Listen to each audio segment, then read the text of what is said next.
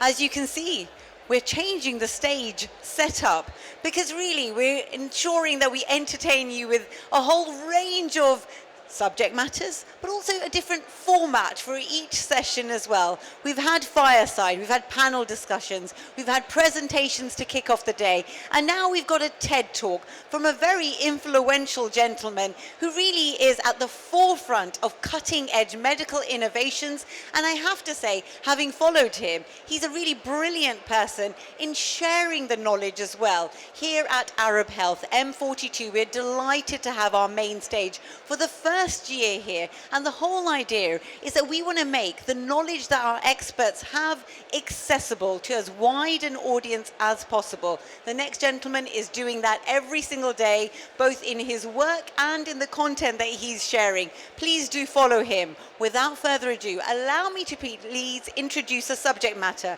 unveiling the future of heart health, how innovation reshapes cardiovascular care. And to take us through this, we have Dr. Yazan Al-Jabri, who is a cardiac surgeon and an assistant professor. I was going to promote you to just a professor there. We're going to promote him on stage, Cleveland Clinic, Abu Dhabi. Please do a big round of applause. Thank you, Dr. Yazan. The stage is yours. Thank you so much. Okay, the mic is working. Assalamu alaikum and good afternoon, everyone. I'm glad to be here. And our topic today is going to be about adopting the latest innovations in cardiovascular health. But before I start, I'd like to ask each one of you to raise your hand if you or any of your loved ones is suffering from a health condition or is currently a patient. And I see a number of hands here, thank you. When we talk about patients, we tend to refer to them sometimes as strangers, as people that we are trying to help, forgetting the fact that we ourselves are either current patients now or potential patients. What decides that is our genes, the environment, and the choices we make. I stand before you today, not just as a cardiac surgeon, but as a witness to the revolution and the advancements we have seen in healthcare in the past decade.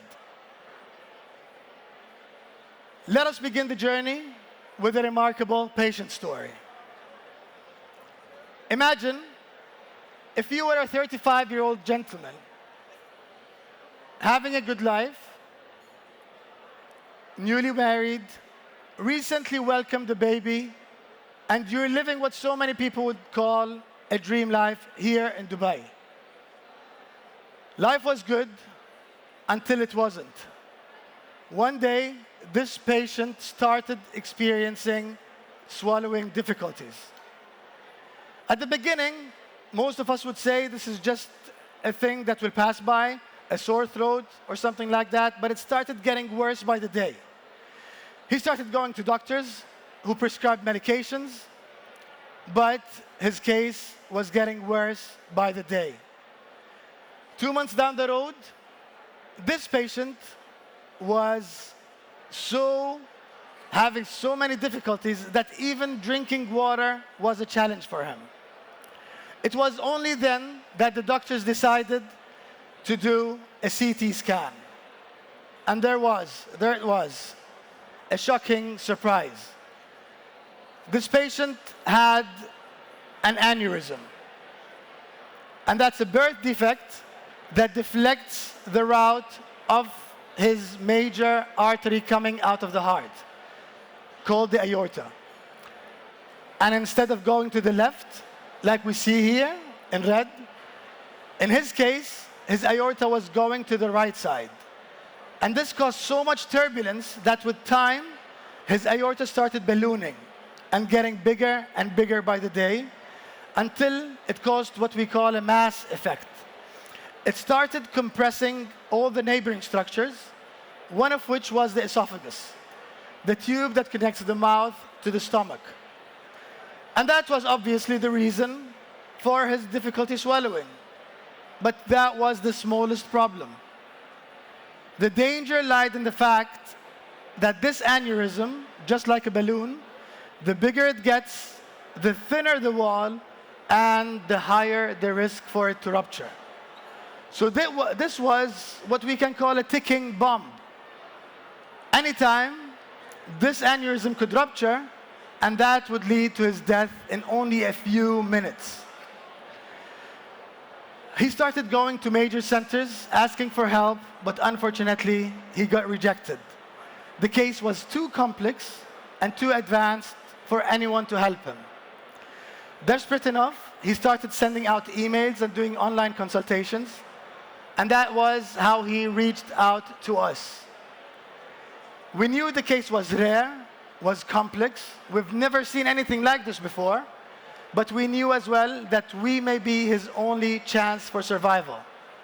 And confident in our skills, in our team, we accepted the challenge.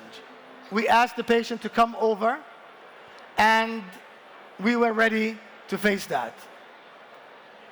We repeated the imaging, and we held a multidisciplinary team meeting where the cardiac surgeon sat together with the vascular surgeons, the ICU doctors, and the anesthesiologists, all on the same table, looking for an answer and looking for a solution for that patient.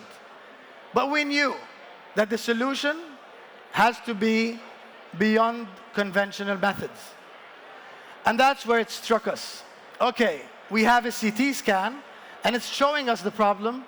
We can go with that CT scan to the surgery, but how can we make things easier? How can we make it safer for us? And as we know, this is usually how a CT scan looks. It's in black and white, and it is actually the standard of care at the moment for most of our surgeries. We reached out to our colleagues in New York University, Abu Dhabi, and they were ready and eager to help. And that's where we converted this plain CT scan with the help of artificial intelligence into a 3D sliced model, and from there into a 3D configuration where we are able to isolate organs separately. And as we see here, the heart and the aorta. This is our main focus. And from there, we asked them to print it out into a 3D model. And let me tell you, holding this in my hand, you can't believe how invaluable this was.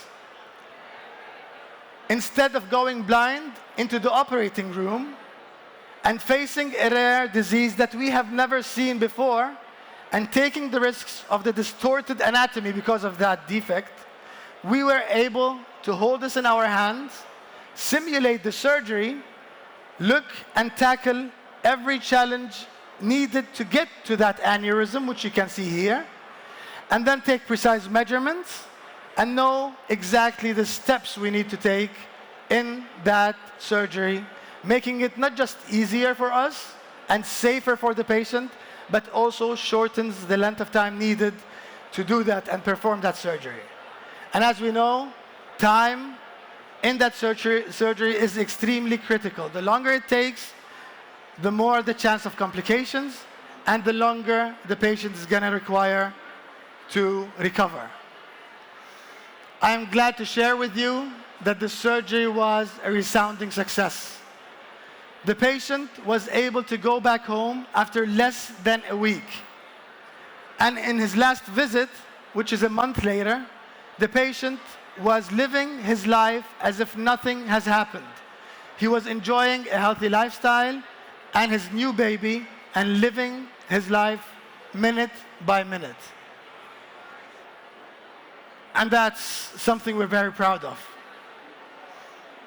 Now moving on, I would say he was really lucky to be here in the United Arab Emirates, where we have the privilege to access cutting-edge technologies, and we have all the support needed in case of similar conditions. And now we move from the operating rooms to the realm of the digital world. Remote patient monitoring, something we hear every now and then. But let me ask you this. If you were a patient suffering from a serious health condition, admitted to the hospital, and received the treatment needed, and today is the day you have to go home, what would be your biggest worry? It is often the fear of the unknown. What if something happens at home? I'm non-medic. How do I know I'm doing well? How do I know I'm deteriorating? This is the question that we always hear every day when we are about to discharge a patient after a serious condition. And our answer is usually you can reach out to us, or if you feel the deterioration, just come back. But envision this. What if I can send you home with a tiny device, such as this one here? You can just stick it to your body, and this device will send live data to a command center where nurses, qualified nurses, are sitting there 24/7 watching over you, watching over your vitals, and knowing the deterioration even before you as a patient can feel it. This is not merely monitoring, this is proactive care at its finest. And the benefits are unbelievable. We will be able to detect subclinical deterioration, provide timely intervention if needed, and reduce the rates of admission and the rate of complications. And ultimately, saving patients' lives. And this is what we're about. And I am a strong believer that AI is going to transform every aspect of our life when utilized correctly to the better. And for those who know me, they know that I am a wearable enthusiast myself. I always have my smartwatch, the smart ring, sometimes the continuous glucose monitoring, because I believe in this technology. And I believe that this will help us as healthy individuals, as well as when we become patients. And you can't believe a simple device, as simple as a smartwatch, can actually save lives. We have patients coming to our clinics telling us that their smartwatch alarmed them that they have an irregular heartbeat, or what we call an atrial fibrillation. And do you know how they could have otherwise presented to us? And this is what we still see in the emergency department. The fear of an atrial fibrillation is that it can form a small clot inside your heart. And this blood clot, as soon as it has the chance, will embolize and cause a stroke in your brain. And that is usually the first presentation of those patients with atrial fibrillation. So we can say, and that's what I also recommend my patients, to always get a smartwatch and keep it with them. If they feel there is any problems with their heartbeat, they just press the ECG and it can diagnose that for them. Again, the smart ring. It has transformed a lot of my life as I know it. My sleep has changed. It tells me how many times I move during sleep, which side do I sleep on better. It tells me when to drink caffeinated beverages and when not. And it has programmed itself with the help of artificial intelligence on my body and on my heart rate and vitals. So let's not underestimate this. This is going to be the future, and this will help us both as patients and as healthy individuals. Now, moving forward, how do you see the future of healthcare? I believe that in the future, the healthcare is at crossroads, where artificial intelligence, innovations, and genomics converge and meet. And the approach that we have been using until now, the one-size-fits-all, this medication for that disease, will slowly fade into a more personalized medicine. A medicine where treatment plans are going to be tailored to genetic profiles, providing better care, better outcome, and safer for our patients. So this is not far-fetched, by the way. If we think about it, M42, together with DOH, have already partnered together, and they are bringing all of these technologies and advancements home here in the United Arab Emirates. But before I conclude, I want to leave you with this thought-provoking statistic. Do you know that for the first time in 2 centuries, researchers have found that our kids may not live as long as we will? That the average life expectancy has peaked at the year 2014 and has been declining since then. And if you ask me why, they say it's because of the unhealthy lifestyle and because of the higher rates of obesity. And we have to do something about it. Now, in conclusion, I leave you with this statement that together and with the tools we have to make sure that the future of a longer, healthier life is ensured for not just us, but for our children. Thank you so much.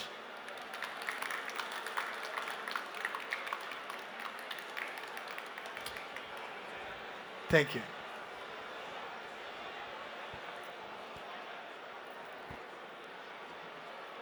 And let's see where the presenter is.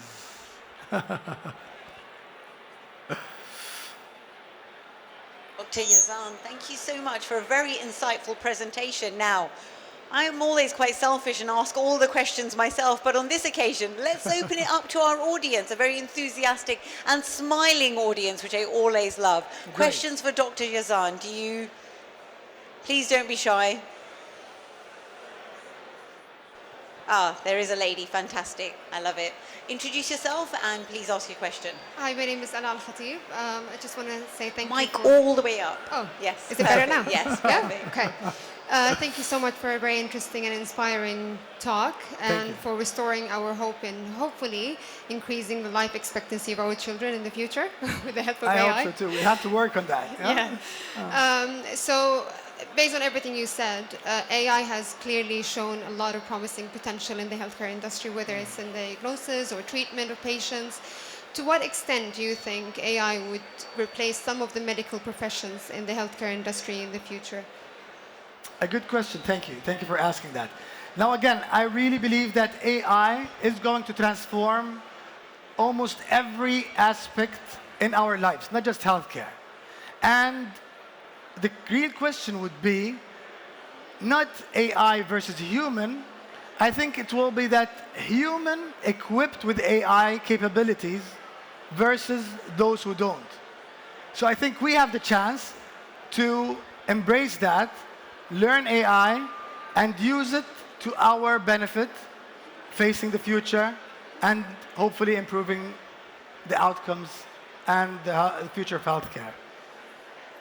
Fantastic. Do you feel like that answered the question in terms of alleviating some of the fear? And I think, Dr. Yazan, you touch on a very astute point there. This idea that technology, it really is unfolding in a way that is uncontrollable, Sure. and we must be embracing it and having this positive growth mindset. Sure. You share a lot of this in the work that you share online as well. How can we follow your work online? Well, it's very simple. I have put on my Instagram and I'm actually a health influencer as well. On Instagram, I try to share the awareness and help people understand more about their health problems. I try to be as basic and as close to the people as possible in the topics I raise, using some graphics and informatics as well. The feedback I'm getting until now is amazing. I try to help people through their home and guide them at least where to seek the best possible treatment. And I am a strong believer that there is no better place to seek treatment other than the Cleveland Clinic, Abu Dhabi. Not because I work there. And you have an enthusiastic colleague who agrees with you. I think the approach we have, I've never seen that approach before, where all doctors sit on the same table sharing ideas and discussing each patient separately. And I have to say, I've never seen the approach of you bringing in a prop like this. So as you said, this revolutionized what you were doing day to day, and also in conveying the very complex information in a more accessible fashion, which is what you do. Definitely, definitely. Like, this was just a beginning, and I'm sure we have decided in the future that most of our complex surgeries are going to go into a 3D printer. We're going to simulate the surgeries beforehand because of the very good experience we had with that patient. Absolutely. And as we've got a few more minutes on the clock, and we have you here with us, Dr. Yazan, you've taken the time out to be here, representing everything that Cleveland Clinic Abu Dhabi are achieving, and this wonderful collaboration on a stage like this with M42. True. Here we are at the nexus of technology, sustainability, and health. And how important is it for us to think about health in this very holistic way? Well, unfortunately, we always say that you only think about health when it's too late, when you become a patient. And that's why my first question was to you that don't wait until you become a patient, but let's be more proactive. Let's try to change our lifestyles, and with the help of these smart wearables, they can actually guide us to the right track, and with the right counseling and with the right doctors, we can try at least, I wouldn't say maybe prevent the disease from happening, but at least push it forward and make it as far as possible. And I believe a stage like this here at Arab Health is a fantastic way for us to demystify some of the pseudoscience that is out there. You yourself It's are an unbelievable. experienced You've medical hit the right professional. point. You've hit Yes. the right point over there. Like in the world we live in today, most of the patients get their information, unfortunately, not even from Google anymore. It's from the social media and from WhatsApp groups. So all the questions I get constantly are based on no facts. They just heard a doctor talking about this or a nutritionist that has recommended them to stop the medication and move to something more herbal. And always, if we have a minute, I like to share a story with you guys. We do. I had a patient with heart failure and hypertension coming to my clinic telling me that he stopped all his medication. Why? Because there was a doctor online telling him that he can replace his medication with garlic.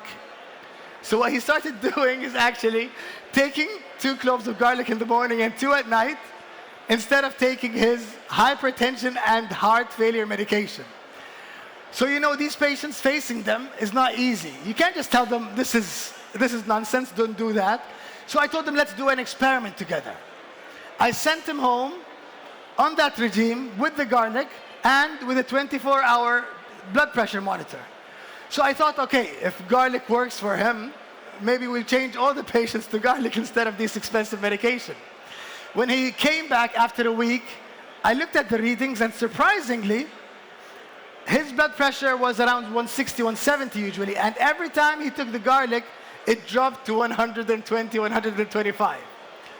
But this was only for a single hour. So after an hour, his blood pressure started going up again, and he spent the rest of his day, the 12 hours, with 150, 160 blood pressure. At night, the exact same thing. He took the garlic, and then his blood pressure drops, and that's where he usually took his measurements. So when I showed him these readings, he was totally convinced. And he told me, okay, now I believe in that. And I told him, so you're left now with 2 choices. Either take 2 cloves of garlic every hour for the rest of the day, waking up at night and taking it hourly basis, or just take this 1 tablet once a day. And it's not just gonna drop your blood pressure, it's gonna remodel your heart and hopefully improve your heart failure symptoms. And that was the only time that patient actually listened, and I hope from that time he became an ambassador for that statement. Absolutely. And I think certainly hearing your experience there and hearing you share those stories, it's certainly confirmed for us that you are an ambassador of sharing not only cutting edge medical innovations, but also sharing the actual truth, which will demystify a lot of the pseudosciences out there. We are so pleased that you were here on the stage. I think this is only the start of a very beautiful relationship with M42. We'll definitely have you back. Dr. Yazan, please do, ladies and gentlemen, give him a huge round of applause. Thank you. Thank you so much. 2024, inshallah, is going to be a perfect year Inshallah. for everyone. Inshallah. We'll take a Inshallah. photograph before we leave the stage. Sure. To commemorate the moment. I may ask you to With the hold your model? crop. Yes, absolutely.